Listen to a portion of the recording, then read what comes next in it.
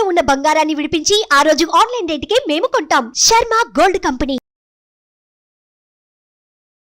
నమస్తే, నేను మీ జాహ్నవి. మనతో ఉన్నారు ప్రముఖ ఆధ్యాత్మికవేత్త, సూర్యోపాసకులు, sun spiritual society founder Vikramaditya గారు. మాట్లాడేద్దాం. నమస్కారం అండి. సూర్యోస్మేమ గురుగారు, బంగారం కొనాలి, ప్రతి ఒక్కరికి బంగారం కొనాలని ఉంటుంది. ఈ బంగారం అనగానే ఫస్ట్ అక్షయ తృతీయ గుర్తొస్తుంది కదా. సో అసలు అక్షయ తృతీయకి బంగారానికి సంబంధం ఏంటంటారు?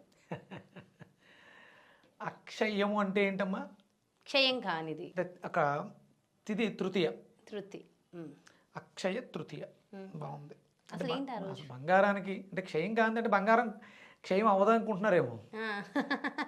అంతే, అంటే క్షయం కాని వస్తువు కాబట్టి అక్షయం, అక్షయ తృతీయ. బంగారం ఆ రోజు, ఆ తిథి రోజు బంగారం కొనేస్తే మనం అంటే ఇంకా ఇంకా కొంటూ ఉంటాం అని చెప్పేసి అనుకుంటూ ఉండొచ్చు. అంతే. మీరు చాలా వీడియోస్ చూసుంటారు ఇప్పటికే. మనకి చాగంటి కోటేశ్వరరావు గారు ఈ అక్షయ తృతీయకి మనం క్షయం కానిది ఏంటి అంటే పుణ్యం అమ్మ. పుణ్యం. ఆ రోజు దానం చేయాలి అంటారు కదా. ఏదైనా చేస్తే అది 10 మందికి మంచి చేసేదై ఉండాలి. ఇంకో విషయం తెలుసా? కలియుగ ప్రారంభంలో కలి ఒక మాట తీసుకుంటాడు, విష్ణుమూర్తికి ఒక మాట ఇస్తారు, చెప్తారు నువ్వు ఎక్కడెక్కడ ఉండాలి, నీ నివాస యోగ్యం ఏంటి అంటే అతిగా సంపాదన, అతిగా ప్యాకాట ఆడుకోవడం, వ్యసనాలు ఎక్కడైతే ఉంటాయో చెడు వ్యసనాలు, అలాగే వ్యామోహం, స్త్రీ వ్యామోహం కావచ్చు, ధన వ్యామోహం కావచ్చు, ఏదైనా వ్యామోహం. ఇంకొకటి ఎక్కడైతే బంగారం అధికంగా ఉంటుందో అక్కడ ఉండు అంటాడంట కలి. ఇప్పుడేమో అందరికీ బంగారమే కావాలి. అందుకనే కదా కలి ప్రభావం చూపిస్తూ ఉంటాడు. అంటే బంగారం ఉంటే అదొక సంపద, ధైర్యం, అంతే. అది కాదు కదా. బంగారం లాంటి ఆరోగ్యాన్ని కోరుకోవాలి. క్షయం కాంది ఏంటి అంటే పుణ్యం. పుణ్యం చేయండి అని. అక్షయ తృతీయ రోజు అంటే ఇప్పుడు మనకి ఇప్పుడు ఈ చైత్రమాసంలో వచ్చే అక్షయ తృతీయ 22వ తారీఖు అనుకుంటాను వచ్చింది. ఆ రోజే గురుడు మేను నుంచి మేషానికి మారుతున్నారు. అంటే మనకి పుష్కరాలు కూడా స్టార్ట్ అవుతున్నాయి ఆ రోజు నుంచి. గంగా పుష్కరాలు. మీరు ఏదైనా మంచి కార్యక్రమం చేయాలి అంటే బంగారం లాంటిది, అంటే బంగారం పూర్వం స్వర్ణాన్ని కూడా తయారు చేసేవారు. రసక్రియ చేసి అగస్త్య రసాయనం అనే ఒక విధానం ఉంటుంది. అంటే రాగిని బంగారంగా మార్చే విధానం ఉంది. ఇలాంటివన్నీ అప్పుడు చేసేవారు. ఇప్పుడు అంత చేసే ఓపికలు ఎవరికి లేవు, కొంటున్నారు.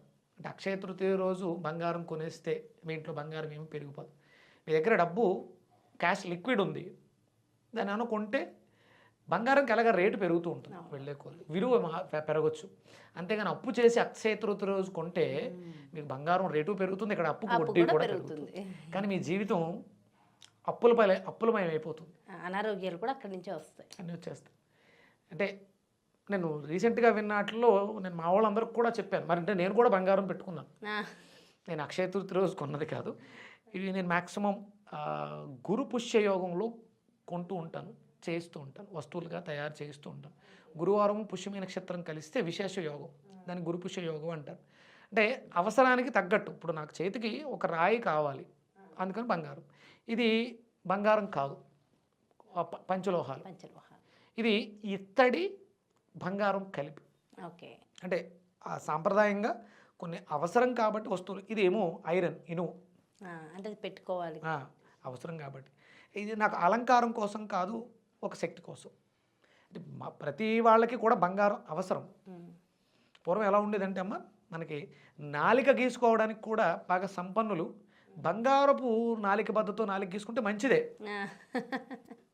నేను మనం రాగి ఎక్కువగా వాడుతూ ఉంటాం. రాగి అంటే ఆయన అందులో రాసిన దాంట్లో పరాశర సంహితలో నేను చదివిన దాంట్లో వెండి నాలిక బద్దతో ఉదయాన్నే అంటే చాలా విధానాలు రాశారు. దాంట్లో స్నాన విధిలో దంతధావనం తర్వాత మనకి వెండి నాలిక బద్దతో కానీ బంగారపు నాలిక బద్దతో కానీ రేకుతో నాలిక గీసుకోవడం శ్రేయస్కరము అని రాసింది, మంచిదని.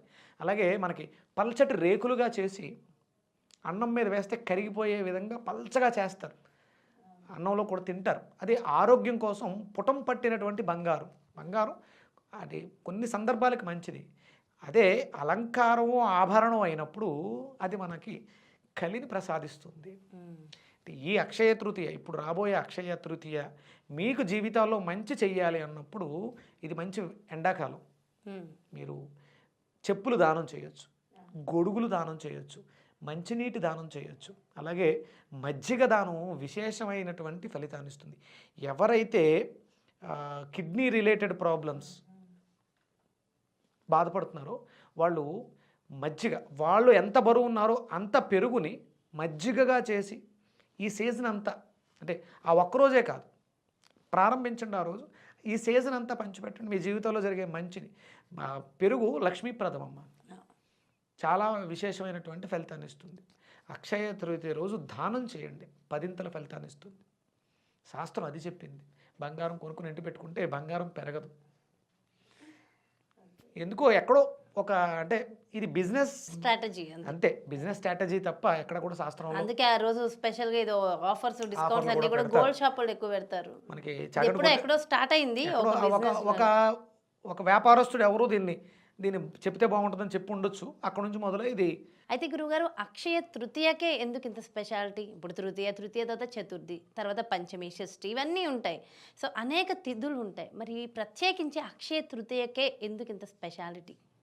అంటే మా రథ సప్తమి, భీష్మాష్టమి, ఇలాగా అంటే ప్రతి తిథికి ఒక విశేషత శాస్త్రంలో చెప్పబడింది.